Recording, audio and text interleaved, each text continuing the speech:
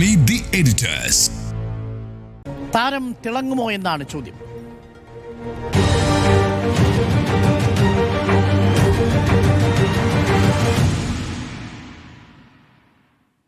P. Sunil, ദ്രാവിഡ രാഷ്ട്രീയത്തിൻ്റെ മണ്ണാണ്. 6 പതിറ്റാണ്ട് ദ്രാവിഡ രാഷ്ട്രീയം വിളഞ്ഞു പൂത്ത മണ്ണാണ്. ആ മണ്ണിലേക്കാണ് നേരിട്ട് ദ്രാവിഡ രാഷ്ട്രീയത്തിൻ്റെ പിൻബലമില്ലാതെ സിനിമ എന്ന ഒരൊറ്റ ടൂളിനെ കൊണ്ട് 2 മാസത്തെ ഫാൻ ബേസിൻ്റെ ശക്തമായ പ്രവർത്തനത്തെ തുടർന്ന് ഒരു പാർട്ടി ഉണ്ടാക്കി. ആ പാർട്ടി അധികാരത്തിലേക്ക് വരികയാണ്. ഇന്ത്യ രാഷ്ട്രീയത്തിൽ ആം ആദ്മി പാർട്ടിക്ക് മാത്രം അവകാശപ്പെട്ടതാണ് ആ ചരിത്രം. അത്ര വേഗത്തിൽ പാർട്ടി ഉണ്ടാക്കിയ അത്ര വേഗം ഒരു സംസ്ഥാനത്ത് അധികാരം പിടിക്കുക. പക്ഷേ ഇത് ഡൽഹി പോലൊരു സംസ്ഥാനമായിരുന്നു, അത് അർദ്ധ സംസ്ഥാനമായിരുന്നു. പക്ഷേ തമിഴകം പോലെയൊരു സംസ്ഥാനത്തെ അതിവേഗം പിടിച്ചടക്കിയിരിക്കുന്നു വിജയ്. ഇന്നത്തെ സത്യപ്രതിജ്ഞാ ചടങ്ങ് യഥാർത്ഥത്തിൽ നമ്മളെ ആകെ കോരിത്തെരിപ്പിക്കുന്ന നിമിഷങ്ങളായിരുന്നു. അത് ഒരു സൂപ്പർ ഹിറ്റ് സിനിമയുടെ ക്ലൈമാക്സ് പോലെയായിരുന്നു. ഈ താരം തിളങ്ങുമോ? താരം തിളങ്ങേണ്ടതാണ്. തമിഴ്നാട് രാഷ്ട്രീയത്തിനൊരു പ്രത്യേകതയുണ്ട്. ഇന്ത്യയിൽ കോൺഗ്രസ് വിരുദ്ധ രാഷ്ട്രീയം ആദ്യം തുടങ്ങുന്ന മണ്ണ് തമിഴ്നാട് രാഷ്ട്രീയത്തിൽ കൂടിയാണ്. കേരളത്തിലാണ് അത് ആദ്യം ഉണ്ടാകുന്നത് 1957 EMS സർക്കാരിൻ്റെ കാലത്ത്. അതിനുശേഷം കോൺഗ്രസ് രാഷ്ട്രീയം പതിയെ മാറുന്ന സംസ്ഥാനങ്ങളിലൊന്നാണ് തമിഴ്നാട്ടിലേത്.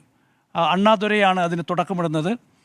പിന്നീട് അണ്ണാദുരയ്ക്കൊപ്പം നിന്ന് മാറി അണ്ണാദുരയുടെ മരണത്തിന് ശേഷം പിന്നീട് കരുണാനിധി വരുന്നു. കരുണാനിധിയുടെ കൈകളിലേക്ക് DMK എത്തുന്നതോടെ അതിൽ വലിയ കുഴപ്പങ്ങൾ ഉണ്ടാകുന്നു. അങ്ങനെയാണ് MGR DMK വിട്ടുകൊണ്ട് DMK എന്ന പുതിയ പാർട്ടി രൂപീകരിക്കുന്നത്.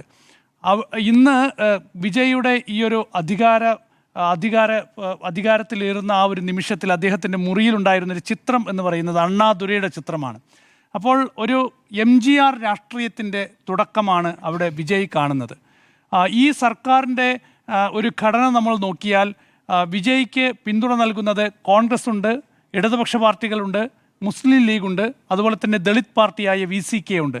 അപ്പോൾ ഒന്നാം UPA സർക്കാരിൻ്റെ കാലത്ത് നോക്കൂ, ആ സർക്കാരിനെ ശരിയായ ദിശയിൽ മുന്നോട്ട് നയിച്ചത്, ആ ഒന്നാം UPA സർക്കാരിനെ നിയന്ത്രിച്ചത് തെറ്റായ തീരുമാനങ്ങളിലേക്ക് പോകാതെ നല്ല തീരുമാനങ്ങൾ എടുക്കാൻ അന്ന് ആ സർക്കാരിനെ നയിച്ചത് പല തീരുമാനങ്ങളിലും നിർണായക തീരുമാനങ്ങൾ, പ്രത്യേകിച്ച് റൈറ്റ് ടു എഡ്യൂക്കേഷൻ, അതുപോലെ തന്നെ വിവരാവകാശ നിയമം, അങ്ങനെ തുടങ്ങിയിട്ടുള്ള വളരെ പ്രധാനപ്പെട്ട തീരുമാനങ്ങളിലൊക്കെ തന്നെ ആ സർക്കാരിനെ നയിച്ചത് അന്ന് ചെറിയ ചെറിയ പാർട്ടികൾ, ഇടതുപക്ഷം ഉൾപ്പെടെയുള്ള പാർട്ടികളുടെ പിന്തുണ ആ സർക്കാരിനുണ്ടായിരുന്നു. അന്ന് ശരിയായ ദിശയിലേക്ക് ആ സർക്കാരിനെ നയിക്കാൻ ഈ ചെറിയ പാർട്ടികൾക്ക് സാധിച്ചിട്ടുണ്ട്. അതുപോലെ ഒരുപക്ഷെ വിജയിയുടെ സർക്കാരിനെ മുന്നോട്ട് നല്ല ദിശയിലേക്ക് നയിക്കാൻ ഒരുപക്ഷെ ഈ ഒരു കൂട്ടുകെട്ടിന് സാധിക്കും എന്നാണ് ഞാൻ മനസ്സിലാക്കുന്നത്. തമിഴ്നാട് നമുക്കറിയാം, MGR ആയാലും ആന്ധ്രയിൽ NTR ആയാലും ജനഹൃദയങ്ങളിൽ ഇന്നും നിലനിൽക്കുന്നത് ഈ 2 നേതാക്കൾ ആ സംസ്ഥാനത്തിന് വേണ്ടി എടുത്തിട്ടുള്ള വളരെ പ്രധാനപ്പെട്ട ജനപ്രിയ തീരുമാനങ്ങൾ കൊണ്ടാണ്. സാധാരണക്കാരായ ജനങ്ങൾക്ക് വേണ്ടി, ദരിദ്രർക്ക് വേണ്ടി, കർഷകർക്ക് വേണ്ടി, അതുപോലെ തന്നെ വിദ്യാർത്ഥികൾക്ക് ഉച്ചക്കഞ്ഞി ഉൾപ്പെടെയുള്ള തീരുമാനങ്ങൾ, അതൊക്കെ MGRൻ്റെ കാലത്തുണ്ടായിരുന്നു. അതുകൊണ്ടാണ് ഈ നേതാക്കളെ ഇപ്പോഴും തമിഴ്നാട്ടിലെ ജനങ്ങൾ ഹൃദയത്തിലേറ്റി മുന്നോട്ട് പോകുന്നത്. അപ്പോൾ ഇവിടെ വിജയ്ക്ക് 2 ചോയ്സ് ഉണ്ട്. ഒന്ന്, MGRൻ്റെ പാത പിന്തുടരണോ അതോ അരവിന്ദ് കെജ്രിവാളിൻ്റെ പാത പിന്തുടരണോ എന്നത്. MGRൻ്റെ പാത പിന്തുടരും എന്ന ഒരു വ്യക്തമായ സൂചനയാണ് വിജയ് ഇന്ന് നൽകുന്നത്.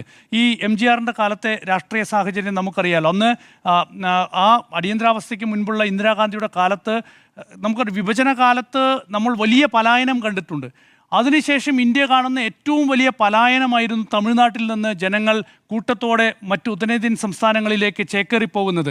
മുംബൈയിലൊക്കെ അങ്ങനെയാണ് വലിയ ചേരികൾ ഉണ്ടാകുന്നത്. ധാരാവിയിലെ ചേരി, ഡൽഹിയിൽ, രാജ്യതലസ്ഥാനമായ ഡൽഹിയിൽ തമിഴർ മാത്രം പാർക്കുന്ന 1-ലധികം ചേരികളുണ്ട്. ഡൽഹിയിൽ ഞാൻ പോയിട്ടുണ്ട് ആ ചേരികളിലൊക്കെ. ഡൽഹിയിൽ തമിഴ്നാട്ടിൽ നിന്നുള്ള കുഷ്ഠരോഗികൾ മാത്രം ജീവിക്കുന്ന കോളനികളുണ്ട് ഡൽഹിയിൽ. അപ്പോൾ അന്നത്തെ കാലത്തൊക്കെ തന്നെ വലിയ പലായനം, അത്രയ്ക്ക് വലിയ പട്ടിണിയും ദാരിദ്ര്യവുമായിരുന്നു തമിഴ്നാട്ടിലുണ്ടായിരുന്നത്. അപ്പോൾ മലേഷ്യയിലൊക്കെ തന്നെ അപ്പോൾ ഒരുപാട് പേരും മൈഗ്രേറ്റ് ചെയ്തിട്ടുണ്ട്. അപ്പം അതിൽ നിന്നൊക്കെ വലിയ മാറ്റമുണ്ടാക്കിയ നേതാവായിരുന്നു MGR എന്ന് പറയുന്നത്. അണ്ണാദുരയൊക്കെ തന്നെ ആ മാറ്റത്തിന് വേണ്ടിയാണ് പിന്നീട് പ്രവർത്തിച്ചത്. അതിൻ്റെ തുടർച്ചയിൽ MGR വരുന്നു. അപ്പോൾ ആ ഒരു രാഷ്ട്രീയത്തിൻ്റെ തുടർച്ചയിൽ വിജയ്ക്ക് എങ്ങനെ മുന്നോട്ട് പോകാനാകും എന്നതാണ് എല്ലാവരും ആകാംക്ഷയോടെ ഉറ്റുനോക്കുന്നത്. അപ്പോൾ ജനത്തെ നിങ്ങൾ ഹൃദയത്തിലേറ്റി അവർക്ക് വേണ്ടി പ്രവർത്തിച്ചാൽ ജനങ്ങൾ നിങ്ങളെ ഹൃദയത്തിലേറ്റും എന്നത് ഉറപ്പാണ്.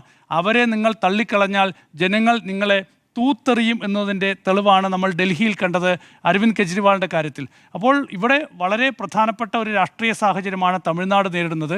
വിജയ് മുന്നോട്ട് വെച്ചിരിക്കുന്ന രാഷ്ട്രീയം എന്ന് പറയുന്നത് ഒരു ബദൽ രാഷ്ട്രീയ സന്ദേശമാണ്. എന്താണ് ചിരിക്കുന്നത് മാധു? ചിരിച്ചൂടെ? ബദൽ രാഷ്ട്രീയ സന്ദേശമാണ് വിജയ് മുന്നോട്ട് വയ്ക്കുന്നത്. ഞാൻ ഈ ടി വി കെയൊക്കെ രൂപീകരിക്കുന്നതിന് കുറച്ചു കാലം മുൻപ് തമിഴ്നാട്ടിൽ ഇവിടെ യാത്ര ചെയ്തപ്പോൾ ഒരു ഓട്ടോറിക്ഷയിൽ യാത്ര ചെയ്യുമ്പോൾ ഞാൻ ഓട്ടോ ഡ്രൈവറോട് ചോദിച്ചു, എന്താണ് തമിഴ്നാട്ടിൽ ആരാണ് വിജയിക്കാൻ പോകുന്നത്? അപ്പോൾ ആ ഓട്ടോറിക്ഷ ഡ്രൈവർ പറഞ്ഞത്, ഞങ്ങളുടെ തലവിധിയാണ് ഇവിടെ ആകെ 2 പാർട്ടിയേ ഉള്ളൂ, ഒന്ന് DMK അല്ലെങ്കിൽ AIADMK. ഈ 2 പാർട്ടികളിൽ ഏതെങ്കിലും ഒന്നിനെ തിരഞ്ഞെടുക്കുക എന്നത് മാത്രമാണ് നമുക്ക് മുന്നിലുള്ള ചോയ്സ്. അപ്പോൾ ഞാൻ ചോദിച്ചു, വിജയ് പുതിയ പാർട്ടി ഉണ്ടാക്കിയിട്ടുണ്ടല്ലോ. അപ്പോൾ ഈ ഓട്ടോറിക്ഷ ഡ്രൈവർ പറഞ്ഞത്, വിജയിനെ നമുക്ക് തിരഞ്ഞെടുക്കാൻ പറ്റില്ല, കാരണം അവർക്കൊരു സർക്കാർ ഉണ്ടാക്കി ഭരിച്ച് ഇതുപോലെയൊക്കെ മുന്നോട്ട് പോകാൻ കഴിയുമെന്ന് ഞങ്ങൾക്ക് തോന്നുന്നില്ല. അത് ഈ ഒരു തെരഞ്ഞെടുപ്പിൻ്റെ ഒരു 3-4 മാസം മുൻപാണ് ഈ ഒരു അനുഭവം എനിക്കുണ്ടാകുന്നത്. പക്ഷേ ഈ 4 മാസം കൊണ്ട്, അരുൺ സാർ പറഞ്ഞതുപോലെ ചെറിയ കാലയളവ് കൊണ്ട് വിജയ്ക്ക് തമിഴ്നാട്ടിലെ ജനങ്ങളുടെ മനസ്സിൽ കുടിയേറാൻ സാധിച്ചു, അവർക്കൊരു കോൺഫിഡൻസ് ഉണ്ടാക്കി കൊടുക്കാൻ സാധിച്ചു എന്നുള്ളതാണ്. ആ കോൺഫിഡൻസ് ഇനി എങ്ങനെ വിജയ് മുന്നോട്ട് കൊണ്ടുപോകും എന്നുള്ളതാണ് ഏറ്റവും പ്രധാനപ്പെട്ട കാര്യം. തമിഴ്നാട്ടിലെ ഈ ഒരു ജനവിധി എന്ന് പറയുന്നത് ഒരു പുതിയൊരു സന്ദേശം കൂടി നൽകുന്നുണ്ട്. കാരണം വലിയ പാർട്ടികൾ, കുത്തക പാർട്ടികൾ, വലിയ പാരമ്പര്യമുള്ള പാർട്ടികൾ, ആ പാർട്ടികൾക്ക് മാത്രമേ ഭരിക്കാൻ കഴിയുകയുള്ളൂ എന്ന ഒരു തോന്നലിനുള്ള ഒരു മാറ്റം കൂടിയാണ് യഥാർത്ഥത്തിൽ ഈ ജനവിധി എന്ന് പറയുന്നത്. അപ്പോൾ നിങ്ങൾ ജനങ്ങൾക്ക് വിശ്വസിക്കാൻ കഴിയുന്ന ആളായി ഉയർന്നു വരാൻ നിങ്ങൾക്ക് സാധിക്കുന്നുണ്ടെങ്കിൽ ജനങ്ങൾ നിങ്ങളെ അധികാരത്തിലേക്ക് കൊണ്ടുവരും, അവരുടെ ഹൃദയത്തിൽ നിങ്ങൾ സൂക്ഷിക്കുമെന്നുള്ളതാണ്. ഏതായാലും വിജയ്ക്ക് വലിയൊരു അവസരമാണ് ആ അർത്ഥത്തിൽ തമിഴ്നാട്ടിലെ ജനങ്ങൾ നൽകിയിരിക്കുന്നത്. അത് വിജയ് എങ്ങനെ വിജയിക്കും, പ്രയോജനപ്പെടുത്തും എന്നുള്ളത് തന്നെയാണ് പ്രധാനപ്പെട്ട കാര്യം. ഏതായാലും ഞാൻ ഇപ്പോഴും പ്രതീക്ഷിക്കുന്നത് വിജയ്ക്ക് തിളങ്ങാൻ കഴിയും എന്ന് തന്നെയാണ്. കാരണം പ്രത്യേകിച്ച് ഈ സർക്കാരിൻ്റെ ഘടനയൊക്കെ തന്നെ ഞാൻ ചൂണ്ടിക്കാണിച്ചതുപോലെ ആ അർത്ഥത്തിൽ ജനങ്ങൾ ആഗ്രഹിക്കുന്ന ഒരു ഭരണം വിജയ്ക്ക് നിറവേറ്റാൻ സാധിച്ചാൽ വിജയ്ക്ക് കൂടുതൽ ശക്തമായി മുന്നോട്ട് പോകാൻ കഴിയും. അതല്ല എങ്കിൽ ഡൽഹി വിജയ്ക്ക് മുന്നിൽ ഒരു വലിയ പാഠമായിരിക്കും. അരവിന്ദ് കെജ്രിവാളിനെ പോലെ, അതായത് വലിയ പ്രതീക്ഷയിലാണ് അരവിന്ദ് കെജ്രിവാൾ മുന്നോട്ട് വന്നത്, പക്ഷേ വളരെ നിസ്സാരമായി എങ്ങനെയാണോ ഉയർത്തിക്കൊണ്ടുവന്നത് അതുപോലെ ഡൽഹിയിലെ ജനങ്ങൾ അരവിന്ദ് കെജ്രിവാളിനെ എടുത്ത് എറിഞ്ഞ് നമ്മൾ കണ്ടതാണ്. അപ്പോൾ ഏത് പാത വേണം എന്ന് തീരുമാനിക്കേണ്ടത് വിജയ് തന്നെയാണ്. ഓക്കെ, തമിഴ്നാട്ടിൽ താരം തിളങ്ങുമോ സ്മൃതി? റീമേക്ക് സിനിമകൾ ചെയ്യുന്ന ഒരാളാണ് വിജയ് എന്നാണ് എപ്പോഴും പറയുക. അപ്പോൾ സർക്കാർ എന്ന തൻ്റെ തന്നെ സിനിമ ലൈഫിലേക്ക് റീമേക്ക് ചെയ്തിരിക്കുകയാണ് ഇപ്പോൾ വിജയ് ചെയ്തിരിക്കുന്നത്. ആ തരത്തിൽ വേണമെങ്കിൽ പറയാം. ഇപ്പോൾ ഈ 67 ശേഷം ഇതാദ്യമായിട്ടാണ് ഒരു ദ്രാവിഡ പാർട്ടി അല്ലാത്തൊരു പാർട്ടി അധികാരത്തിൽ വന്നിരിക്കുന്നത്. ഒരു താരമാണ്, താരത്തിൻ്റെ എല്ലാ താര രീതികളോടുകൂടി തന്നെ ആ സത്യപ്രതിജ്ഞ നമ്മൾ കണ്ടാണ്.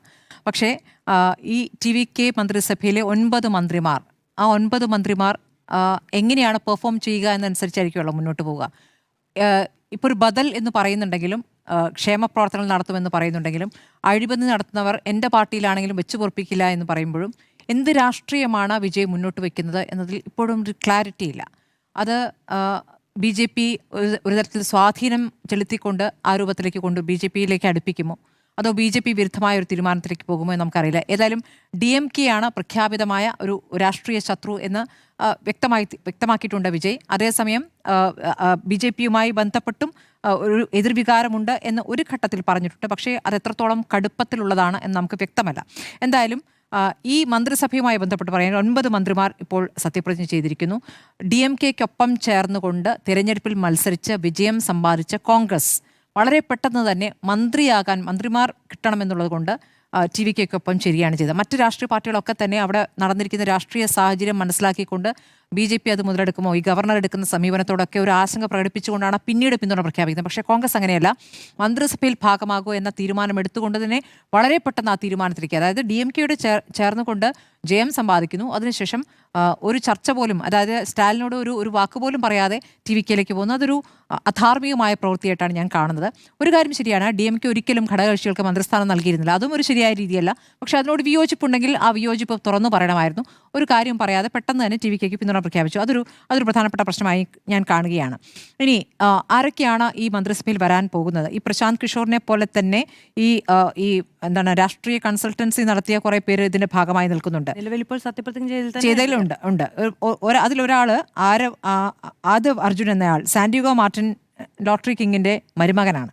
പിന്നെ ഒന്ന് കീർത്തന എന്ന പെൺകുട്ടിയാണ്. അവർ ഈ പറഞ്ഞ മാതിരി ഈ DMKയ്ക്ക് വേണ്ടിയിട്ടും ആന്ധ്രയിലെ TDPക്ക് വേണ്ടിയിട്ടും അതെ TMCക്ക് വേണ്ടിയിട്ടൊക്കെ കൺസൾട്ടൻ്റ് ആയിരുന്ന ഒരാളാണ്. അവർക്ക് ഈ പറഞ്ഞ രാഷ്ട്രീയമായ സാഹചര്യങ്ങളെയൊക്കെ അതിന് തിയറിയിൽ മനസ്സിലാക്കാൻ പറ്റും. പ്രാവർത്തികമായവരൊക്കെ എത്രത്തോളം വിജയിക്കുമെന്നറിയില്ല. നമുക്ക് അപ്പുറത്ത് വിജയിച്ചൊരു ഫോർമുലയുണ്ട് ആപ്പിൻ്റെ കാര്യത്തിൽ. അതുകൊണ്ട് അത് പൂർണ്ണമായും ഇല്ല എന്ന് പറയാൻ പറ്റില്ല. പക്ഷേ അങ്ങനെ ഒരു ടീമാണ്, ഒരു പുതിയ ടീമാണ്. അതിൽ തന്നെ ഒരാൾ BJP നിന്ന് വന്ന ആളാണ്. അദ്ദേഹം മന്ത്രിയാവുകയും ചെയ്തിരിക്കുന്നത്. ഒരു രാഷ്ട്രീയമായി ഒരു എക്സ്പീരിയൻസ് ഉള്ളത് സെങ്കോട്ടയൻ എന്ന ഒരൊറ്റ നേതാവ് മാത്രമാണെന്നാണ് ഞാൻ മനസ്സിലാക്കുന്നത്. അപ്പോൾ അതാണ് ഇവരുടെ ടീം. ഇനിയും ടീം വരാൻ പോകുന്നു. കോൺഗ്രസിൽ നിന്ന് 5 പേരിൽ നിന്നും 2 പേർ മന്ത്രിമാരാകും എന്നാണ് അതിലൊരു കാര്യം. അപ്പോൾ രാഷ്ട്രീയ ശത്രു DMK ആണ്, പ്രത്യയ ശത്രു BJP ആണ് എന്നിപ്പോൾ പറയുമ്പോൾ അത് നമുക്ക് അറിയാവുന്നതാണ്. ഈ നോട്ട് നിരോധനത്തിന്റെ സമയത്ത് 2014 നോട്ട് നിരോധന സമയത്ത് വിജയ് നല്ല ശക്തമായി പ്രതികരിച്ചിരുന്നു. അതിനുശേഷമാണ് ജോസഫ് വിജയ് എന്ന പേര്, ആ പേരിൽ തന്നെ ആ സത്യപ്രതിജ്ഞ ചെയ്യുമ്പോൾ നമുക്കൊക്കെ ഒരു രോമാഞ്ചം തോന്നുന്നുണ്ടല്ലോ. ജോസഫ് വിജയ് എന്ന പേര് രാഷ്ട്രീയമായി തന്നെ നമ്മളെ സന്തോഷിപ്പിക്കുന്നത് എന്തുകൊണ്ടാണ്? ജോസഫ് വിജയ് എന്ന് എടുത്തു പറഞ്ഞുകൊണ്ടാണ് BJP ഇപ്പോൾ ക്രിസ്ത്യൻ വിഭാഗത്തെ അടുപ്പിക്കാൻ ശ്രമിക്കുന്ന BJP അന്ന് അങ്ങനെ ആയിരുന്നില്ല ചെയ്തിരുന്നത് എന്നുള്ളതാണ്. അപ്പോൾ ന്യൂനപക്ഷമായ വിജയെ അത് വെറും വിജയല്ല ജോസഫ് വിജയ് എന്ന് എടുത്തു പറയുന്നത് നമ്മൾ കണ്ടാണ്. അപ്പോൾ ആ നിലയ്ക്ക് സത്യപ്രതിജ്ഞ ചെയ്യുമ്പോൾ അത് BJPക്ക് മറുപടിയാകുന്നു എന്നുള്ളതാണ്. അതങ്ങനെ ഒരു കാര്യം നിൽക്കുന്നു. അപ്പോൾ അദ്ദേഹം ഇപ്പോൾ ദ്രാവിഡ പ്രസ്ഥാനവുമായി ബന്ധപ്പെട്ട രീതിയിലല്ല എന്ന് പറയുമ്പോഴും അദ്ദേഹത്തിൻ്റെ നേതാക്കൾ ആരൊക്കെയാണ്? ഇപ്പോൾ അണ്ണാദുരയെ അനുസ്മരിക്കുന്നു, അംബേദ്കറിനെ അനുസ്മരിക്കുന്നു. അപ്പോൾ ഇതുവരെ തമിഴ് രാഷ്ട്രീയം മുന്നോട്ട് വച്ചിരിക്കുന്ന രീതികളിൽ നിന്നും വലിയ വ്യത്യസ്തമാകില്ല എന്ന് നമുക്ക് പ്രതീക്ഷിക്കാമെന്നുള്ളതാണ്. രജനീകാന്തിനേക്കാൾ അല്ലെങ്കിൽ കമൽഹാസനേക്കാൾ ഒക്കെ വളരെ വേഗത്തിൽ തന്നെ ഒരു രാഷ്ട്രീയ പാർട്ടി 2 വർഷം കൊണ്ട് രൂപീകരിച്ച് ഒരു അധികാരത്തിൽ വരാൻ കഴിയുന്ന ഒരു രൂപത്തിലേക്ക് വിജയ് മാറുന്നു എന്ന് പറയുമ്പോഴും വിജയ് രാഷ്ട്രീയ പാർട്ടിയായി രൂപീകരിച്ചില്ല എങ്കിലും വിജയുടെ ഫാൻസ് സംഘടനകൾ നേരത്തെ തന്നെ ശക്തമായി അതിനൊരു 20 വർഷത്തെ തന്നെ പാരമ്പര്യമുണ്ട്.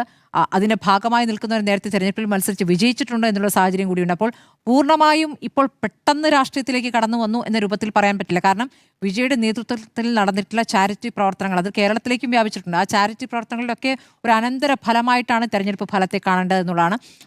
പക്ഷേ അപ്പോൾ ഈ പറഞ്ഞ സത്യപ്രതിജ്ഞാ ചടങ്ങിൽ വന്ദേ മാതരം ജനഗണമനയ്ക്ക് മുന്നേ ചൊല്ലുന്നു എന്നുള്ളൊരു സാഹചര്യം, തമിഴ് ഗാനം അല്ലെ, തമിഴ് താരി വാഴ്ത്ത് അത് 3ാമത് പാടി എന്നുള്ളത് അതിനെ DMKയും CPIയും വിമർശിച്ചിട്ടുണ്ട്. അപ്പോൾ അതൊക്കെ എന്താണെന്ന് ചോദ്യം. കാരണം ഈ ആദ്യം തന്നെ വന്ദേമാതരം പാടണം എന്നുള്ളത് അതിലെ 6 ഖണ്ഡികൾ വായിക്കണം എന്നുള്ള കേന്ദ്ര ആഭ്യന്തര മന്ത്രാലയത്തിന്റെ ഒരു ഉത്തരവാണ്. ആ ഉത്തരവ് മറ്റ് സംസ്ഥാനങ്ങൾ കേരളം പോലെ ബംഗാളിലെ ഇന്നലത്തെ പോലും പാടിയില്ല. അപ്പൊ അതാണ് പറയുന്നത്. അതുപോലും അത് മറന്നുപോയതായിരിക്കും ഒരു പക്ഷേ. അത് മറന്നുപോയതല്ല, അന്ന് മമതാ ബാനർജി ഉയർത്തിയ ആരോപണം ടാഗോറിനെ അവഹേളിക്കലാണ്. അപ്പൊ അതിനെ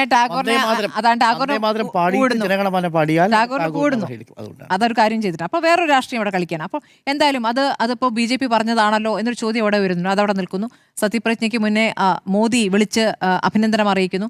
അപ്പോൾ നമുക്കറിയാവുന്നതാണ് ഇവിടെ ഇപ്പോൾ ഖജനാവിൽ ഒരു പൈസയും ഇല്ല എന്നൊരു ആരോപണം വിജയ് പറയുമ്പോൾ എന്തായിരുന്നു തമിഴ്നാടിൻ്റെ സാഹചര്യം എന്നുള്ളത് കൃത്യമായി സ്റ്റാലിൻ പറഞ്ഞിട്ടുണ്ട്. കേന്ദ്രത്തിൻ്റെ വിഹിതം ലഭിക്കാതിരുന്നതും എങ്ങനെയാണ് അതിനോട് യുദ്ധം ചെയ്ത് മുന്നോട്ട് പോയിട്ടുള്ളത്. തമിഴ്നാട് ശരിക്കും സാമ്പത്തികമായി നല്ല ശക്തിയുള്ള വ്യവസായ ശക്തിയുള്ള ഒരു സംസ്ഥാനമാണ്. ആ സംസ്ഥാനത്തിന് കേന്ദ്രം വിഹിതം ലഭിക്കാത്തതുകൊണ്ടോ എന്തെങ്കിലുമൊക്കെ ബുദ്ധിമുട്ടുള്ള കാര്യം അവിടെ പറഞ്ഞ ശേഷമാണ് ഇവിടെ ഖജനാവ് കാലിയാണെന്ന് പറയുന്നത്. ഖജനാവ് കാലിയല്ല എന്ന് സ്റ്റാലിൻ കണക്കുകൾ സഹിതം പറഞ്ഞിട്ടുമുണ്ട്. അപ്പോൾ ആ ഒരു യുദ്ധം അവിടെ നിൽക്കുന്നു. എങ്ങനെയാണ് പെർഫോം ചെയ്യാൻ പോകുന്നത് എന്ന നിലയ്ക്കാണ് നമുക്ക് അറിയേണ്ടത്.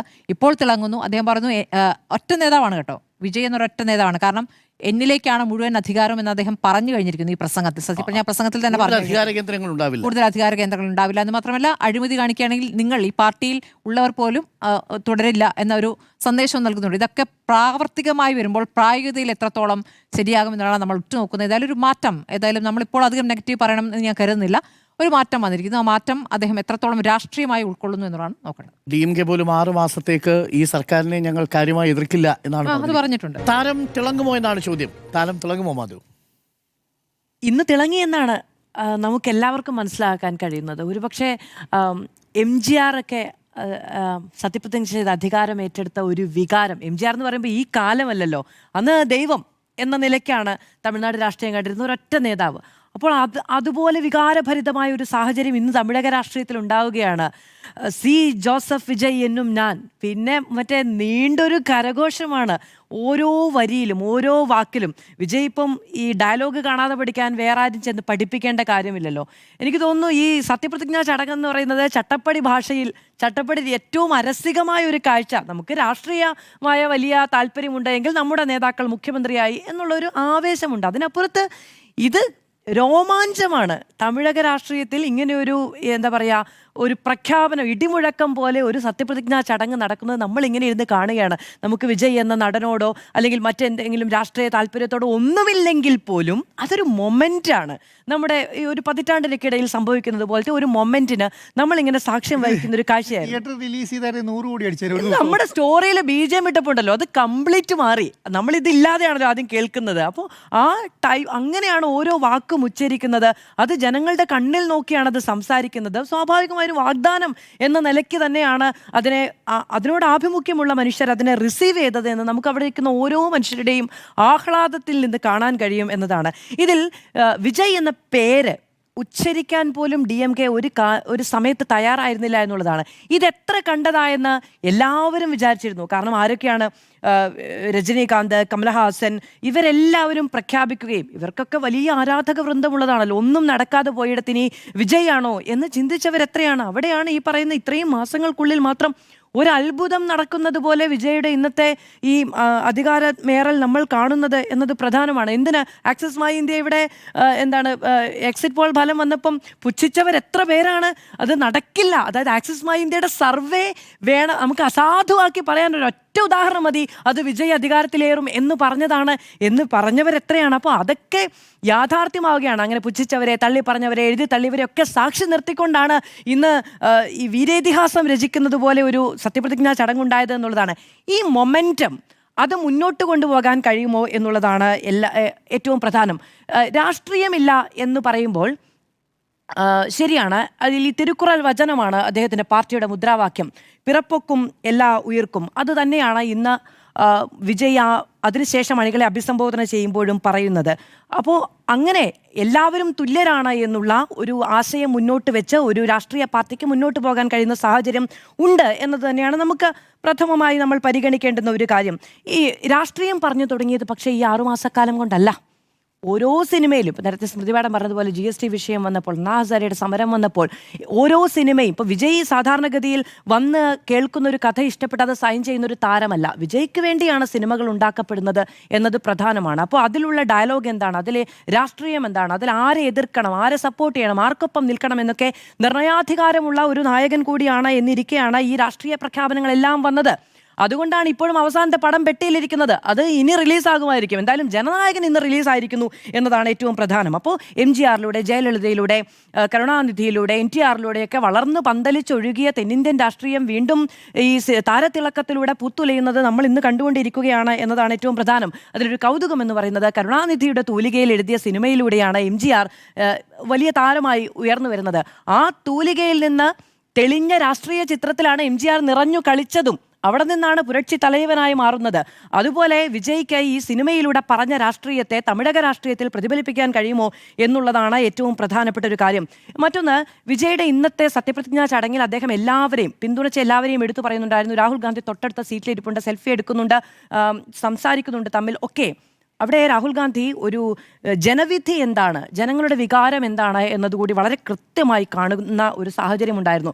അപ്പോൾ നോക്കൂ, കേവല ഭൂരിപക്ഷമില്ലാതെ ഒരു സംസ്ഥാനത്ത് വന്ന ഒരു രാഷ്ട്രീയ പാർട്ടിയുടെ നേതാവ് രാഷ്ട്രീയമായ ചർച്ചകൾക്കൊടുവിൽ അധികാരത്തിലേറുന്നത് രാഹുൽ ഗാന്ധി കണ്ടു.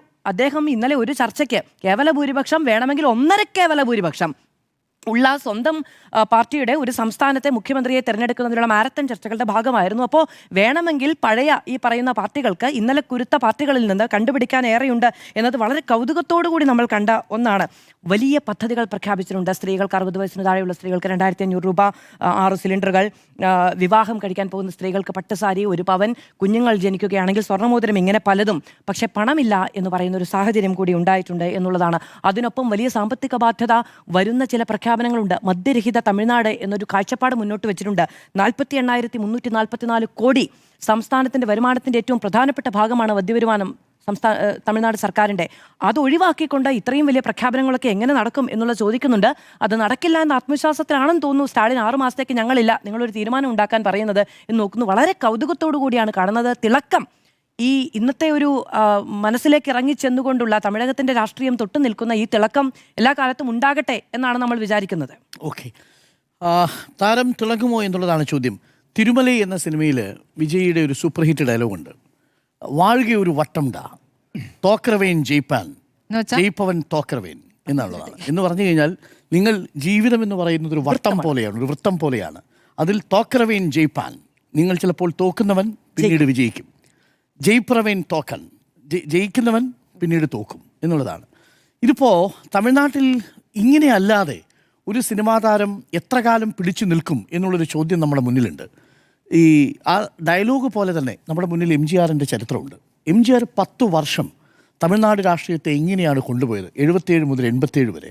പിന്നീട് അതിനുശേഷം താഴേക്ക് വീഴുന്നതും അതിനുശേഷം DMK എന്ന് പറയുന്ന പ്രസ്ഥാനത്തിലൂടെ വീണ്ടും കരുണാനിധി ശക്തനാകുന്നതും അവിടെ നിന്ന് ജയലളിത എങ്ങനെയാണ് ഏറ്റവും ഒടുവിൽ താഴേക്ക് വലിച്ചിറക്കപ്പെടുന്നതും പിന്നീട് വീണ്ടും തിരികെ വരുന്നതും ഓരോ 5 വർഷം ജയലളിതയും കരുണാനിധിയും ADMKയും DMKയും എന്ന മട്ടിൽ തമിഴ്നാടിൻ്റെ രാഷ്ട്രീയം മാറുന്നതും നമ്മൾ കണ്ടതാണ്. ഇതിനിടയ്ക്ക് ഒരേ ഒരു സിനിമാ താരം മാത്രമാണ് രാഷ്ട്രീയ മേഖലയിൽ അല്പമെങ്കിലും വെന്നിക്കുടി പഠിച്ചത്. അത് നമ്മുടെ ക്യാപ്റ്റൻ എന്ന് വിളിക്കുന്ന വിജയകാന്താണ്, DMDK. ആ പാർട്ടിയുടെ ഒരു പ്രത്യേകത, 2005 രൂപം കൊള്ളുന്ന പാർട്ടി DMDK 2011 അന്ന് 7.5% വോട്ട് നേടി 29 സീറ്റുകളിലാണ് വിജയകാന്ത് വിജയിച്ചു വരുന്നത്. 2011 അന്ന് പ്രതിപക്ഷ കക്ഷിയുടെ തലപ്പത്തിരിക്കുകയാണ് നമ്മുടെ വിജയകാന്ത്.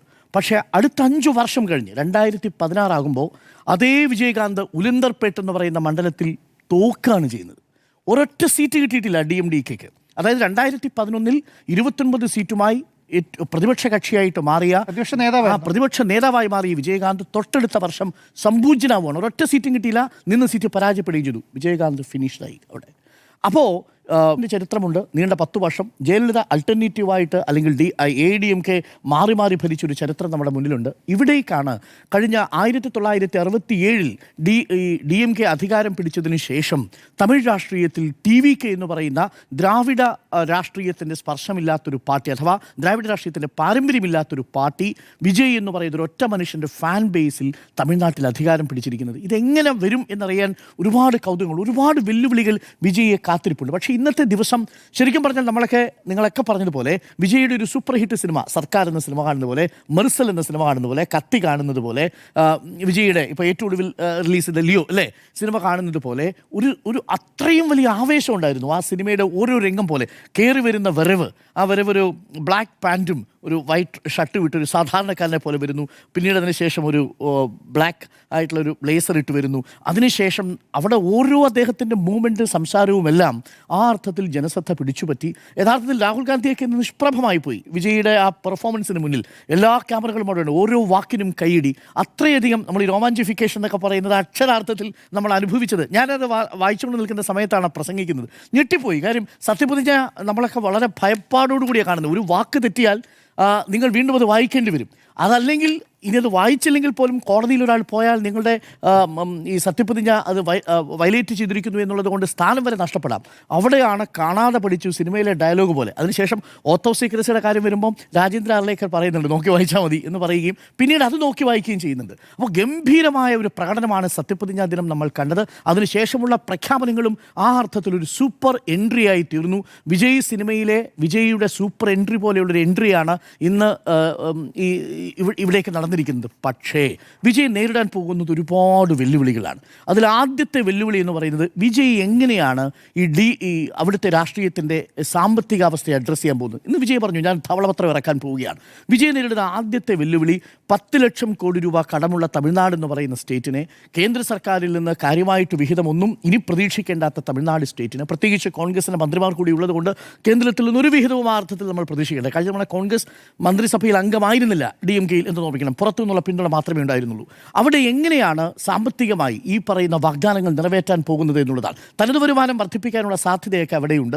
വളരെ കറപ്റ്റഡ് ആയിട്ടുള്ളൊരു സിസ്റ്റമായിരുന്നു എന്നുള്ളതാണ് പുറത്ത് പറയപ്പെടുന്നത്. DMK സർക്കാരാണെങ്കിലും ശരി, ADMK സർക്കാരാണെങ്കിലും ശരി, ദ്രാവിഡ രാഷ്ട്രീയം പറയുകയും എന്നാൽ പിന്നീട് കറപ്റ്റ് പ്രാക്ടീസസിലൂടെ അവരുടെ സാമ്രാജ്യങ്ങൾ വളർത്തുകയും ചെയ്യുന്ന തമിഴ്നാട് രാഷ്ട്രീയത്തിന് പകരക്കാരനാകാൻ പറ്റുമോ വിജയ് എന്നുള്ളതാണ് ആദ്യത്തെ ചോദ്യം. ആ സാമ്പത്തിക ഞെരുക്കത്തെ എങ്ങനെയാണ് നേരിടാൻ പോകുന്നത്? ധവളപത്രം ഇറക്കിയതിനു ശേഷം എന്ത് പ്ലാൻ ബി ആണുള്ളത്. അവിടെയാണ് അദ്ദേഹത്തിൻ്റെ ഭരണപരിചയത്തിൻ്റെ പ്രശ്നം. നേരത്തെ മാധു പറഞ്ഞത് വളരെ കറക്റ്റാണ്. 2, അദ്ദേഹത്തിൻ്റെ രാഷ്ട്രീയ പരിചയം എന്ന് പറയുന്നത് ഏതെങ്കിലും ദ്രവീഡിയ രാഷ്ട്രീയവുമായി ബന്ധപ്പെട്ടല്ല. നമുക്കറിയാം CN അണ്ണാദുരൈ അവിടെ DMK എന്ന് പറയുന്നൊരു രാഷ്ട്രീയ പ്രസ്ഥാനം തുടങ്ങുന്നത് പെരിയാറിൻ്റെ ചുവട് പിടിച്ചാണ്. പെരിയാർ രാമസ്വാമി നായ്ക്കരുടെ ഏറ്റവും പ്രധാനപ്പെട്ട ആശയം ജസ്റ്റിസ് പാർട്ടി കൊണ്ടുവരുമ്പോൾ ആ ആശയത്തിൽ നിന്ന് പിന്നീട് പിരിഞ്ഞുപോയി DK ആണ് സ്ഥാപിക്കുന്നത്. ദ്രാവിഡ കഴകം ആദ്യം പെരിയാർ സ്ഥാപിക്കുന്നു, അതിനുശേഷം ദ്രാവിഡ മുന്നേറ്റ കഴകമായി രാഷ്ട്രീയ പാർട്ടിയായിട്ട് അണ്ണാദുരൈ കൊണ്ടുവരുന്നു. പക്ഷേ അണ്ണാദുരൈക്കൊരു രാഷ്ട്രീയം അവിടെ ഉണ്ടായിരുന്നു. കോൺഗ്രസ് രാഷ്ട്രീയത്തിൽ നിന്ന് ഖദർ ധരിച്ച് നടന്ന കുറച്ച് മനുഷ്യരെ DMKയുടെ കൂടെ കൂട്ടുന്നു. കാമരാജിനെതിരായി നിന്ന മനുഷ്യരെയും, കാമരാജ് അവിടെ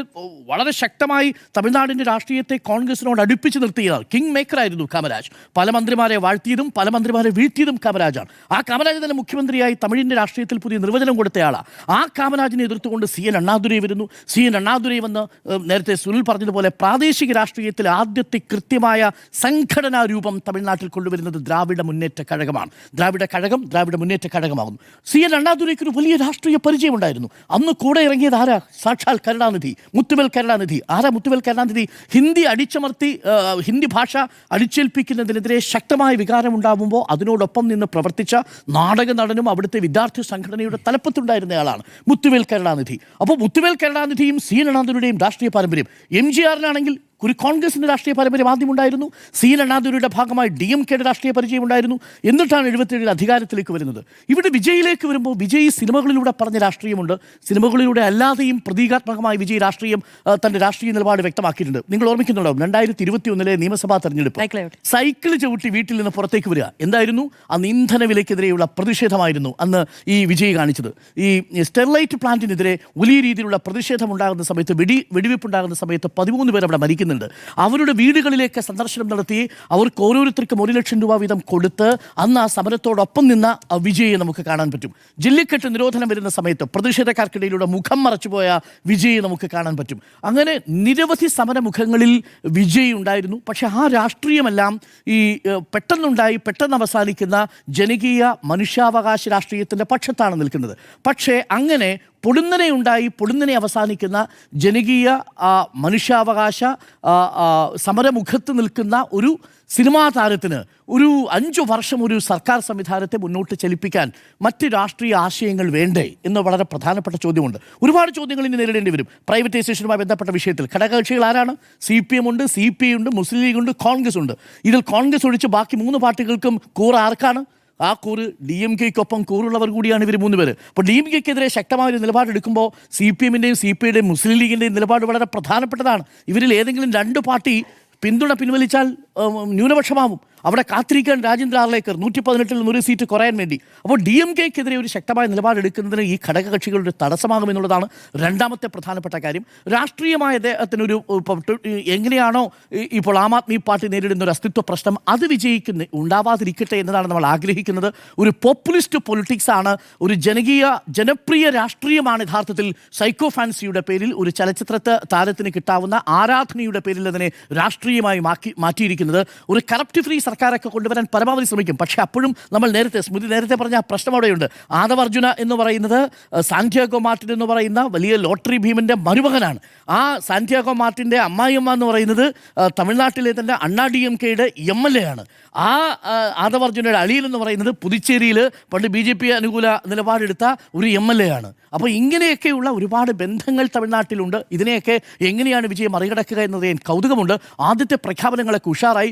ആദ്യം അധികാരമേറ്റ് 200 യൂണിറ്റ് വൈദ്യുതി സൗജന്യമാക്കി മാറ്റി. സ്ത്രീ സുരക്ഷയ്ക്കും ലഹരി വിരുദ്ധ സ്ക്വാഡിനുമായിട്ട് ഓരോ ജില്ലകൾ തോറും സ്ക്വാഡുകൾ രൂപീകരിക്കുന്നു പറഞ്ഞു. സ്ത്രീ സംരക്ഷണത്തിന് വേണ്ടിയുള്ള പദ്ധതികൾ കൊണ്ടുവരുന്നു. ഇതൊക്കെ കയ്യടി കിട്ടുന്ന പ്രഖ്യാപനങ്ങളാണ്. പക്ഷേ ഇത് എത്രത്തോളം കൊണ്ടുപോകും എന്നുള്ളതാണ്.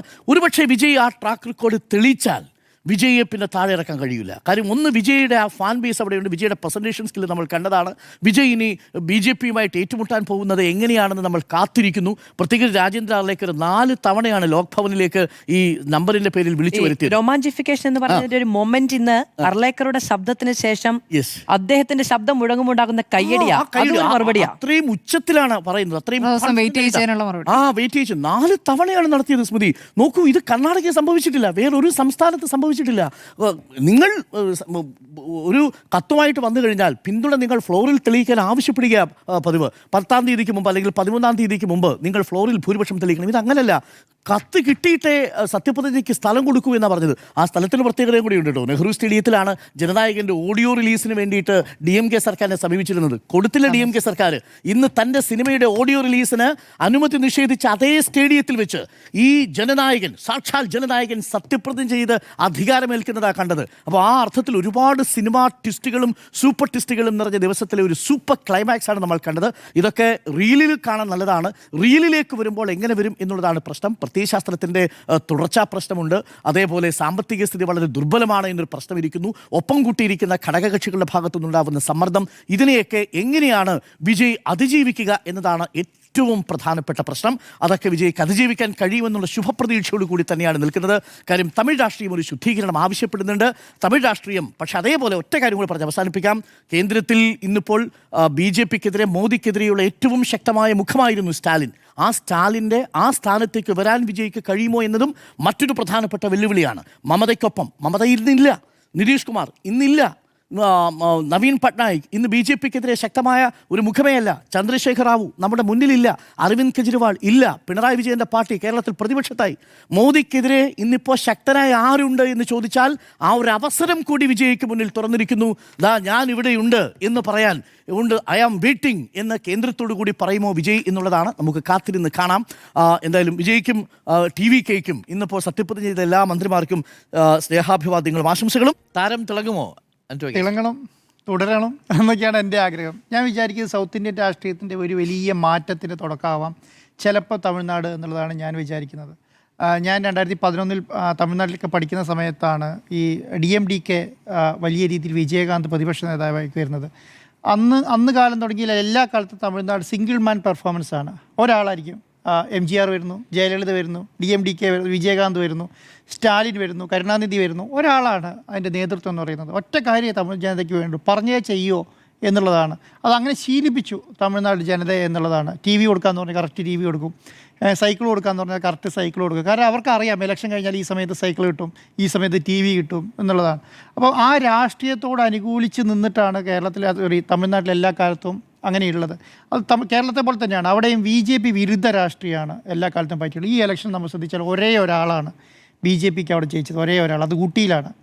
ഈ DMKയുടെ കോട്ടയിലാണ് ഒരു സ്ഥാനാർത്ഥി ജയിച്ചത്. അപ്പം ഞാൻ അവിടെ വിളിച്ച് എങ്ങനെയാണ് ഊട്ടി എൻ്റെ ഫ്രണ്ട്സിനോടൊക്കെ ചോദിക്കുന്ന സമയത്ത് അവർ പറഞ്ഞത് ആ സ്ഥാനാർത്ഥി ഇറങ്ങിയിട്ടില്ല എന്ന് പറഞ്ഞു വർക്കിന് വേണ്ടിയിട്ട്. എന്താ ഇറങ്ങാത്തത് ചോദിച്ചാൽ അവിടെ നമ്മുടെ കോട്ടയാണ് എന്നുള്ള നിലയ്ക്കാണ്. അപ്പോൾ ആ രീതിയിൽ അവിടെ കൈകാര്യം ചെയ്തുകൊണ്ട് മാത്രമാണ് തമിഴ്നാട്ടിൽ അവിടെ ഒരു സ്ഥാനാർത്ഥി ജയിച്ചതെന്നുള്ളതാണ്. വേറെ എവിടെയും BJPക്ക് ഒരു സ്ഥാനാർത്ഥി ഇല്ല, ഒരു MLA ഇല്ല എന്നുള്ളതാണ്.